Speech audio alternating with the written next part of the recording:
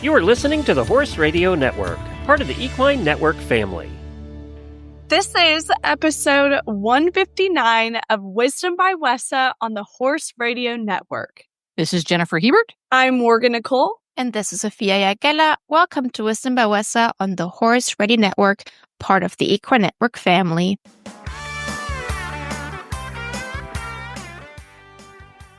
Sophia, I know that you had just sent out those fall newsletters for the WESA memberships, and it included some fun new facts about the WESA membership. But tell me, what's your favorite fun fact from the list? Yes, we kind of wanted to share some more information about our community, just because our community really keeps growing. And it's been a little while since we've celebrated our 100th anniversary. And it's really fun to see how many of our members have such a long-standing connection to WESA.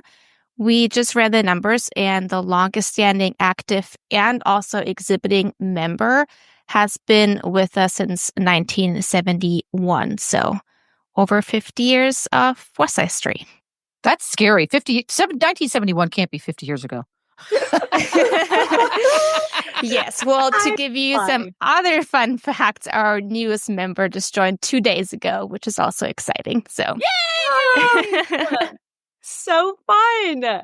And speaking of a long time ago, our guest today is with a company who's been around for, let's count it, 90 years. And his name is John Lunn. And he serves as vice president at Morris Media Enthusiast Group and is also the chief revenue officer for the Nashville Stampede. And in his role, John oversees a diverse portfolio of many iconic publications, one of which is Western Horseman, another Barrel Horse News, and quarterhorsenews.com. And welcome to the podcast, John Lunn. So how long have you been with Morris Media Enthusiast Group? Yeah, so I've been with Morris Media Group 8 years.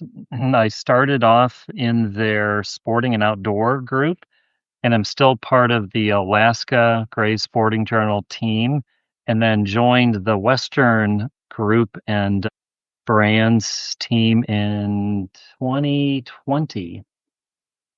So in the past nearly decade, what have you noticed in shifting in this space, specifically for the equestrians? Because I know media has moved around a lot and shifted a lot and changed a lot in every niche market, but specifically in the equestrian area. Yeah, for sure. So we've experienced a whole lot of growth with the Yellowstone effect. So Western is just on a rocket ship. So at Western Horseman Group, we've got over 2.6 million followers, impressions, readers through social media, online, and our print editions. And really where it started was with our books division. So we're just super excited to kind of ride the wave of everyone being really passionate about cowboy code and that kind of flavor of kind of like, gosh, I don't know how else to say it other than just the passion of like who we are as human beings. And we want to get out of the city and onto the ranch. And who doesn't, right? That's right. That's right. So engagement is critical in this day and age. Engagement for every type of media. What are some of the effective strategies that you guys have come to appreciate for this both print and digital content? How are you getting people to engage? Yeah, so, it's all about the stories and the people. So we tend to have really good success, and so do our advertisers as well as our consumers by sharing and telling authentic stories.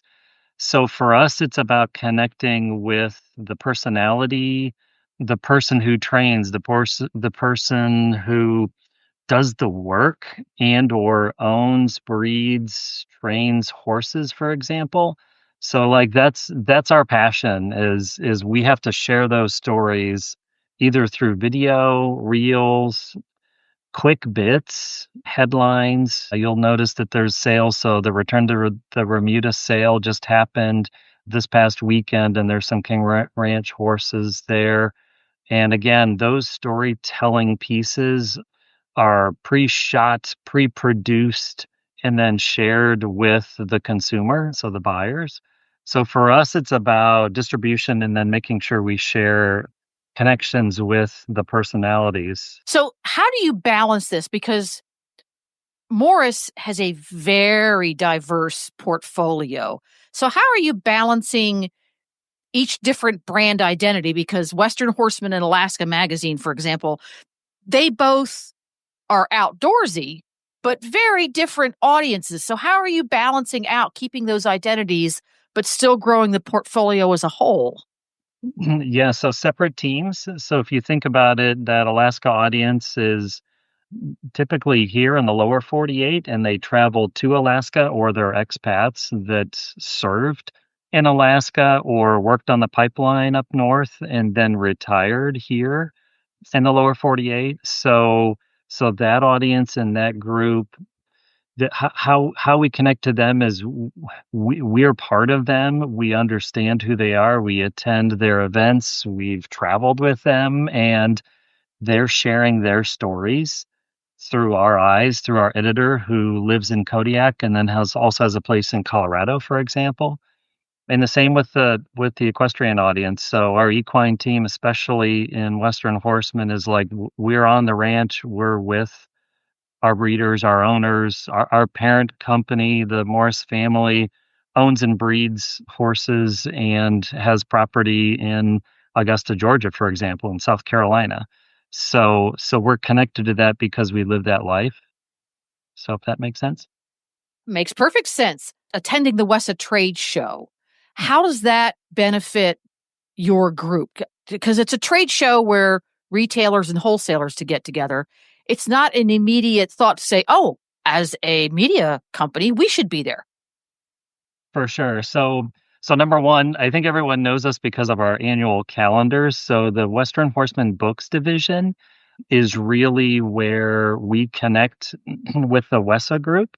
And so we've got our Legend series, our annual calendars, those that still purchase and grab a calendar. And then, of course, it's apparel and products. And Western Horseman celebrates 90 years in existence this next year. So if you think about when the Hoover Dam was built, we've been around a long time, and we were established by Paul Albert, which was our founding editor. And we kind of take a piece from his script, which was Western Horseman is really the National Geographic of the West. So for us, we're still sharing all of those stories, authentic connections with folks like that live and ranch and cowboy on the King Ranch, on the Sixes, on the Babbitt Ranch. And so again, the O'Neill families and McLaurys and the Majors and the Camerons. So for us, gosh, it's always about like sharing stories of the West, because there's some ethereal, passionate protection of like why us as human beings like to be out on the land, right? Exactly. So I'm going to circle back around a little bit, because the media industry, as I said, is morphing in crazy cool ways that nobody could have predicted, I'm sure. So what are some of the ways that you encourage your readers to consume digital as well as print content? Because they should be able to complement one another, because there's always this, well, print's going to disappear. How do you get one to support the other? Yeah, that's a great question. So we have so many folks that still love to consume the print version of our products, that a couple of good ways is just to say, I'm reading a print edition, and I'll pick on Alaska for a minute, and there are folks that still read Alaska Magazine, but they may be in Jerusalem, they may be in the Caribbean, they're somewhere in Europe. So this is where they want to be proud that they're connected to either their home or phase of life that they lived and worked and played in Alaska. So they're connecting by sending us weekly, and this is at least twice to three times a week, connections to their favorite product, and it is the consumable called Alaska Magazine and or Western Horseman, the same thing, where we get emails every day from folks that still need to learn about their horses on their ranch, or again, a breeding tactic or training. So we're always trying to connect both by sharing those immediate stories in social posts, through reels, through email, and online. But then also the deeper dive is to learn, right? Is to learn a little bit more to get a little bit better. So that's kind of how we connect all of those. And when you attend WESA twice a year, every year, it's all about person to person, face to face relationships. That's what WESA is all about, which I've always found are still key, despite the fact that in this day and age, so much of business happens remotely. Many places you don't even go to work anymore. You work remotely from your home or an office space that is away from the home base. When you attend WESA, do you find that you are supporting current relationships? Are you creating new ones? What does that look like for you each time you attend? Yes, all of the above. It's so critical for us to be where and it's a couple of points. One is where things are happening for all of our partner brands. So if Wrangler's got a new product or something that's made their products better, we need to know about it so that we can share that with our audience that follows. So again, back to the 2.6 million that are following us at Western Horseman, like we're the connector, right? We're the piece that makes sure we're sharing those new features or tips for our consumers so that they're aware and or have a heads up that it's going to be around the corner. So we're just excited to make sure we're there at WESA Market, sharing some of the insider baseball to what are the things, who are the people that we need to know, and or what are the new brands that are also showing at WESA Market. So for us, we're just always really excited to be out in front and with our consumers, which are also our partners. And it's at the cash register, right? That's where Right. Yeah. the actions take place. So we just have a lot of fun talking about the stories and I guess the why people purchase every day. Well, exactly. Yeah. So coming up, everybody looks forward, especially when you go to WESA. It's all about what's going to happen next. What are some of the products that Morris Media Enthusiast Group have coming up that have gotten your teams really excited?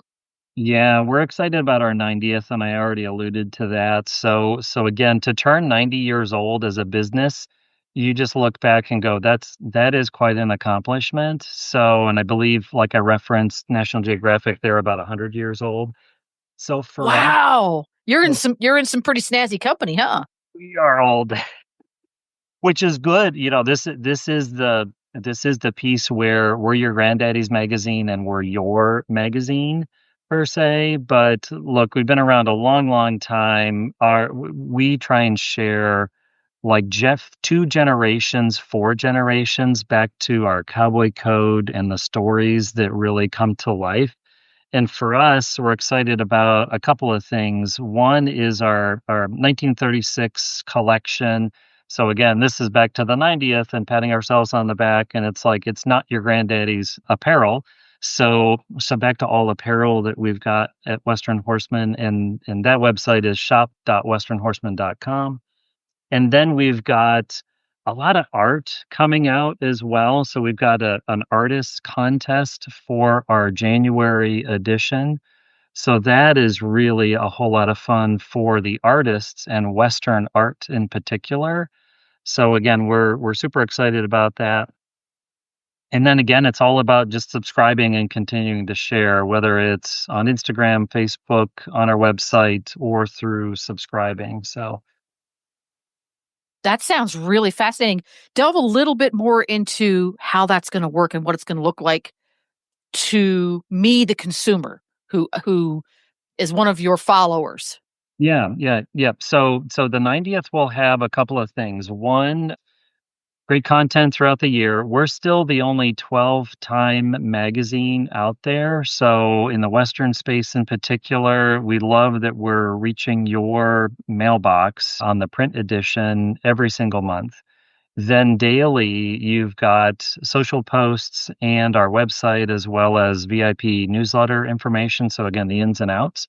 So for you, places to go and to learn more about Western Horseman would be the shop.westernhorseman.com. So of course you can go there and subscribe and buy and purchase all the cool things that we've got, plus the calendar, of course. And then really it's just about making sure you see us live and in person, whether we're at a team roping event called the Sunshine Classic or the Sunburn, which is located in Arizona, or Decatur, Texas. And then you also find us at a few events like National High School Rodeo, as well as NFR and at Futurity events across next year or so. So with live events, I've always enjoyed the live events when I working through Horse Radio Network. I love going out and meeting people who listen to our shows in person. What are some of the criteria that you guys use to decide which live events you're going to attend? Good question. So it does depend on the audience as well as the products that we have to offer. But, with Western Horseman really covers a wide range from the performance horse through the ranch horse folks. So for us, it is about how can we be an asset or a value to the partnership.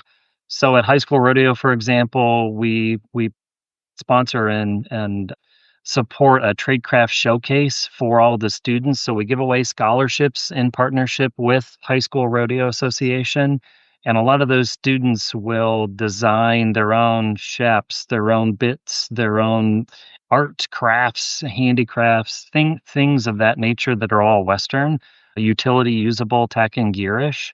So for us, it's just really, really good to support like multiple generations. So I probably answer my question as far as like, look at where there are 3-4 generations of attendees and competitors, and you'll actually find us there. You guys really do lean heavily into the history and the heritage in everything you do. That's really cool. Yeah, for sure. Well, back to us being 90, right? Right there. There's a reason, right? Yeah, there's a reason. And back to the Boots O'Neill and the Wes O'Neill and the Buster McLaury's and the Baxter Blacks, bless his soul, and Charlene Morgan, who recently passed. We have decades of experience and generations that have followed Western horsemen in particular. And so we've got to continue to like carry that flag and then pass it down to our children and grandchildren. So, well, it grounds everything you do. Everybody talks about how understanding and appreciating what came before grounds you as you go forward. It gives you something to step off of. You can't get on a ladder until you step on the lowest rung, right? Correct. Absolutely. Yeah. And speaking of going forward, if you had a crystal ball, and none of us do, we don't have a crystal ball, but we do. Let's look into the water trough, the glistening water trough. Where do you see this niche media, the equestrian niche media and the outdoors niche media going in the next 5 or 10 years? Yeah, live events. So this is back to live events is really where us human beings learn.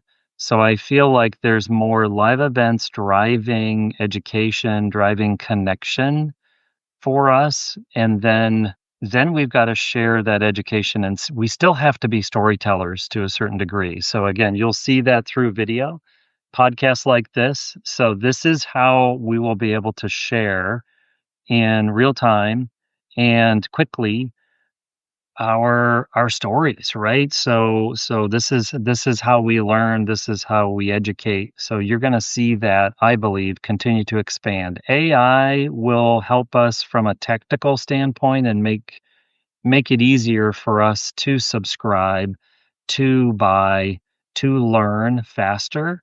So I think that's another piece of it too, but it's got to get a little bit better and a little bit smarter because it's still going to take us human beings to create the content and to tell the stories and to ask the right questions of each other. So Yes. so Yeah. you'll see a similar like content base, but I believe you will see the storytelling pieces be a whole lot shorter since we're consuming a lot of information in a short amount of time. So Yeah. our brains have to have the capacity to learn. And this is that most of us learn by either listening audio or we'll visually see what we need and read what we need. The kinesthetic version is doing so, and that's a small portion of the planet. So again, we've got to hear it, we've got to see it, and then we've got to absorb. So it'll take some of that time. But I just see this continued growth that'll just morph a little bit with the advancements in technology. So, and it's nothing to be afraid of. Like, let's keep at it. There we go. And I agree. Anybody who's used AI for anything successfully already knows that it's no different than having an online thesaurus was 30 years ago. It's another tool, but the people who are going to use it successfully are the people who learn to use it successfully. It's not just a case of type in 2 sentences and voila, it's magic. It's not. It's a tool. It's a tool to be used, right? And you're absolutely right. When computers came out, went with all of the transition on and audio, you're absolutely right. So, yeah. There we go. Well, thank you very much, John, for taking a little bit of time out of your day to join us here on Wisdom by WESA. And hopefully I will get to shake your hand next time I head out there. Sounds good. Look forward to it, and I appreciate it. Links from today's shows are in the episode show notes and at wisdombywesa.com. Subscribe to Wisdom by WESA on Apple Music, Spotify, or where any podcast player is, and don't miss out on all the news for manufacturers and retailers in the equine industry. Wisdom by WESA is published on the 15th and the 30th of the month, so go sign up now.